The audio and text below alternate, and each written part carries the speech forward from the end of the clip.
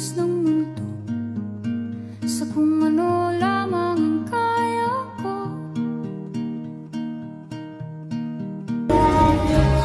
Good day, everyone. Today, we take a closer look at one of the most critical foundations of our nation, agriculture. Agriculture feeds our people, sustains our economy, and shapes our culture. Pero sa likod ng malawak na sakahan at masisipag na mangingisda, may isang hamong patuloy na lumalaki. Isang hamon na maaaring magpabagsak sa kinabukasan ng ating food supply. Ito ang tumatandang populasyon ng magsasaka.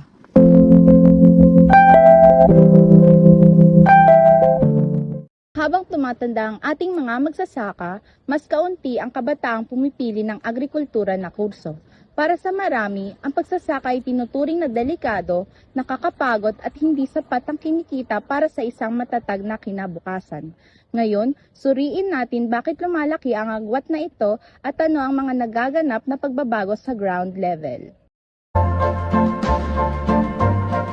To understand our situation, we must first define agricultural succession, ang paglipat ng kaalaman, lupa at operasyon mula sa nakatatandang magsasaka papunta sa susunod na henerasyon. Kapag ito'y naputol, lumilitaw ang aging farmer demographic. Ang dahilan, mataas na production cost, pabago-bagong presyo sa merkado, at mababang return on investment kumpara sa urban jobs. Dagdag pa dito ang hirap ng manual labor at kakulangan sa infrastruktura tulad ng reliable internet at farm-to-market roads. This demographic transition has both immediate and long-term consequences. Short-term, bumabagal ang pag-adopt ng modern and sustainable farming methods, kaya bumababa ang ani.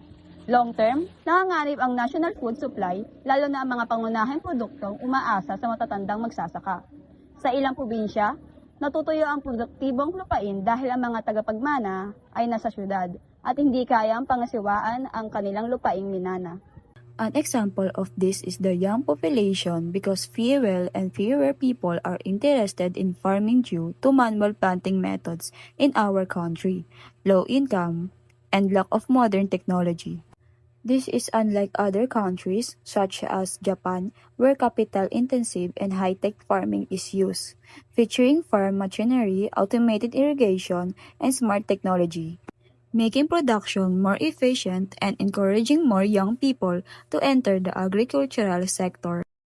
In response, the government, through the Department of Agriculture, implements programs such as the Young Farmers Training Program and ACPC subsidized loans. Pero ang problema, madalas natatabunan ng bureaucracy, kakulangan ng pondo at hindi naaabot ang tunay na pangangailangan. Habang inaanyayahan ang ating mga overseas Filipino workers na mag-invest, marami namang lokal na kabataan ang walang sapat na kapital para makapagsimula. Mayroon ding mga reforma tulad ng agri-negosyo o anyo program, farm-to-market roads, kadiwa ni ani at kita, mechanization programs, at digital agriculture initiatives upang mapabilis ang produksyon na layong tulungan ang mga magsasaka at mahikayat ang kabataan na pumasok sa agribusiness at upang mapataas ang kita ng mga magsasaka. Sa papel, malinaw ang layunin, gawing moderno, episyente, at mas kaakit-akit ang agrikultura bilang propesyon. Ipinapakita nito na hindi sapat ang pagkakaroon ng programa lamang. Kailangan ng mas malinaw na polisiya, mas inklusibong loan systems, at mas direktang suporta sa kabataang magsasaka upang matiyak na ang agrikultura ay hindi lamang nabubuhay, kundi umuunlad para sa susunod na henerasyon. The economic effect go far beyond the farm. Kapag mas pinipili ng kabataan ang urban jobs, ang pag-a-abroad, humihina ang agricultural workforce. Para sa agro-industry businesses, nagiging unstable ang supply ng raw materials. At para sa bansa, bumababa ang local production, kaya tumataas ang import bills. Posible magdulot ng inflation kapag tumatama ang global supply shock. Here are examples. Sabi sa una, kapag mas pinipili ng kabataan ang urban jobs or ang pag-a-abroad, humihina ang agricultural workforce. Sa Pilipinas, ito ay napakalinaw. Maraming kabataan ang umaalis sa mga probinsya nila para magtrabaho sa mga call center or mag-OFW dahil sa mas mataas na kita. Dahil dito, kakaunti na lang ang naiiwan para magtanim at mag-alaga ng mga hayop. At ang resulta, nagkakaroon ng labor shortage sa bukid na direktang nakakaepekto sa dami ng ani. Second, from the agro industry businesses ay nagiging unstable ang supply ng raw materials, example ng kakulangan ng supply ng bigas. Ang mga rice retainer ay nahihirapan. Ang kawalan ng katiyakan sa supply ay nagpapataas ng operational cost ng mga negosyo. To reverse this trend, we must transform farming into agribusiness. Dapat ipakita sa kabataan na ang agrikultura ngayon ay high-tech. Precision farming, drone operations, climate-smart techniques, kailangan ding suportahan sila sa logistic cooperative development at agri-tech incubations sa universities. At pinakamahalaga, ayusin ang land transfer system para magkaroon ng access sa lupa ang mga kabataang gustong magsimula. Dagdag pa rito, mahalaga rin tulungan ang mga kabataang magsasaka na makapasok sa high-value marketers upang maging mas profitable ang kanilang produkto. Halimbawa, maaaring tulungan ang mga farmer cooperatives na direktang magbenta sa supermarkets, restaurants, at exporters imbes na dumaan sa middleman.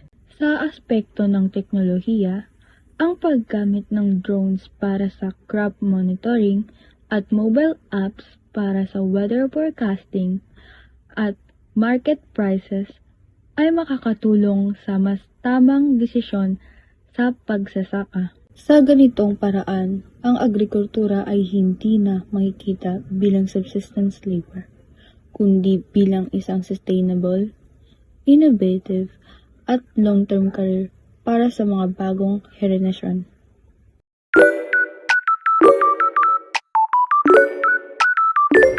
Hello po, magandang umaga. Kamusta naman po ang pagsasaka ngayon? Challenging pa rin po lalo na sa gastos at panahon. Pero dahil sa technology like drones at mobile apps, mas napapadali ang pag-monitor at mas consistent ang ani. Sa tingin niyo po ba maiengganyo ang kabataan na pag-aralan ang pagsasaka? Kung magiging profitable at modern ang pag-approach, oo. Kailangan lang namin ng access sa lupa, sa kapital at sa mga tamang training. Maraming salamat po. Despite the continuing challenges in the agricultural sector, the possibility of a more innovative future for farming in the country remains open. According to Castillo, a young farmer, agriculture continues to be difficult due to high production costs and unpredictable weather conditions. However, Castillo stated that modern technologies such as the use of drones and mobile applications will be a great help by making it easier to monitor crops and contributing to more consistent yields. Regarding encouraging the youth to engage in agriculture, Castillo emphasized that this is possible if farming practices are made more modern and more profitable. She added that adequate access to land, capital, and proper training is essential to motivate more young people to enter the sector. Despite the challenges, the report shows that agriculture still holds promise through technology and stronger support for young farmers. Isa sa mga solusyon upang mas maging produktibo ang pagsasaka sa Pilipinas ay ang paggamit ng mga makabago o modernong kagamitan tulad ng teknolohiya. Kabilang dito ang paggamit ng mga makinarya tulad ng traktor, planter at harvester upang mapabilis at mapababa ang gastos sa produksyon. Isa rin dito ang pag-provide at paghikayat sa mga magsasaka sa paggamit ng organic fertilizer at pest control upang mabawasan ang polusyon sa lupa at tubig. Dagdag pa rito, ipinapatupad ang pagpapabuti ng sistema ng irrigation sa pamamagitan ng pag-aayos ng mga patubig at paggamit ng solar-powered pump at drip irrigation para sa mas matipid na paggamit ng tubig. Nangangailangan ng malawakang kooperasyon sa pagitan ng gobyerno, pribadong sektor at mga magsasaka para maisagawa ang mga solusyon na ito.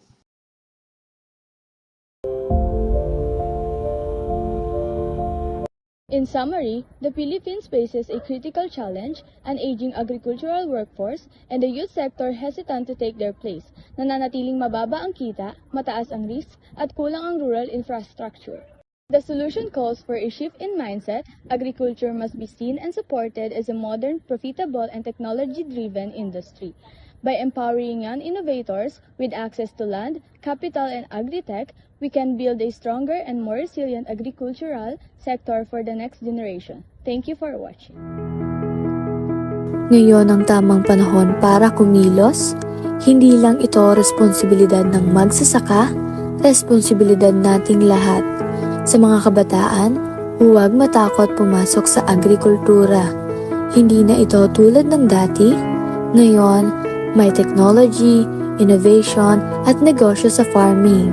Ikaw ang susunod na game changer sa sektor na ito.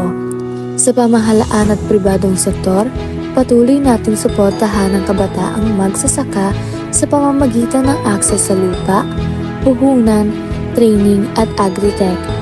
At sa ating mga manonood, suportahan ang lokal na ani, bumili ng produktong Pilipino, makilahok sa programang pang-agrikultura at ipalaganap ang kaalaman.